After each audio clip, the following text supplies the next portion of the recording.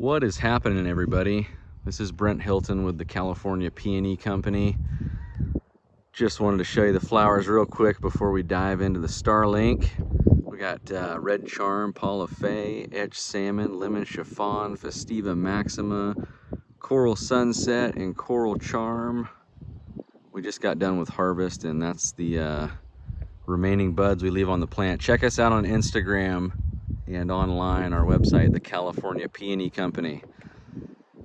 But this video is not about flowers or peonies. This is about Starlink and how to properly mount, or maybe not properly, but just an idea of how I mounted my Starlink satellite to a standing seam metal roof. So, standing seam metal, you've got these vertical seams that stick up. Mine happened to be 12 inches on center, apart from one another. The ground mount base that comes with your Starlink just so happens to be 12 inches apart.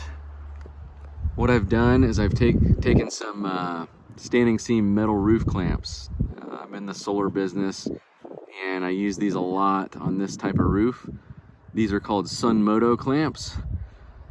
And you'll see the two set screws right there on the sides. You just torque those down, it pinches the seam. In most cases, you would attach a solar rail to it or a racking system to those clamps. And then you're good for like up to 150 mile-an-hour winds. So this thing's not going anywhere. The ground mount from Starlink has holes pre-drilled, you know, so you can kind of stake this thing down in the yard or wherever you're putting it. I just wallowed them out a little bit wider so that these bolts on top of the Sunmoto clamps would go straight through, and they have then attached the Starlink ground mount kit right to the metal clamp. So this thing's stout. It is not moving. It is not going anywhere. Everything's bolted down. There you have it. I'll put links into the video on the Sunmoto clamps and where to get them.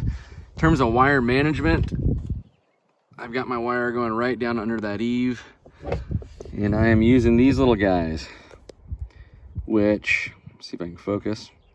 These are designed for 1/4 inch drip irrigation tubing. You can get these from a company called Dripworks. Awesome company. I've used them for years for tons of different irrigation needs and whatnot.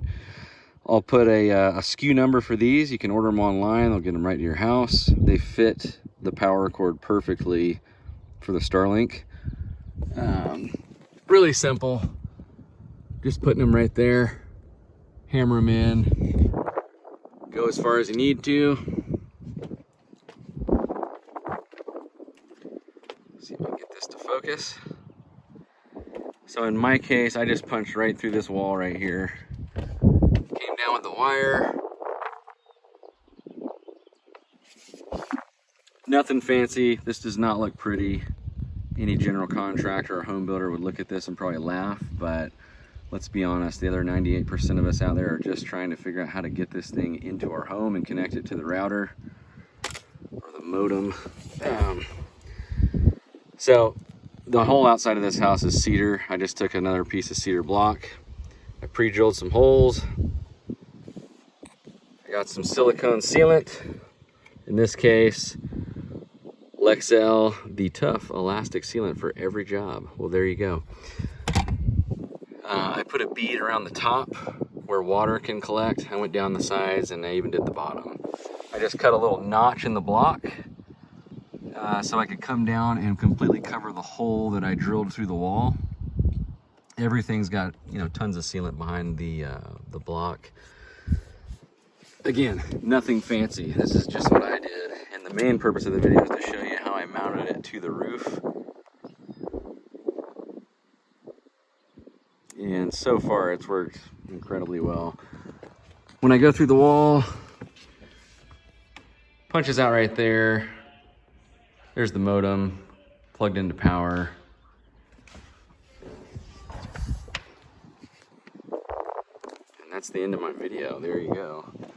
So if you've been scratching your head about how to get this thing on your metal roof, again, if it's a standing seam metal, the Sun Moto clamps for solar applications work incredibly well. And that ground mount, luckily, was 12 inches on center where you need to mount them, so it fit those seams literally perfectly. Hope that helps. Take it easy.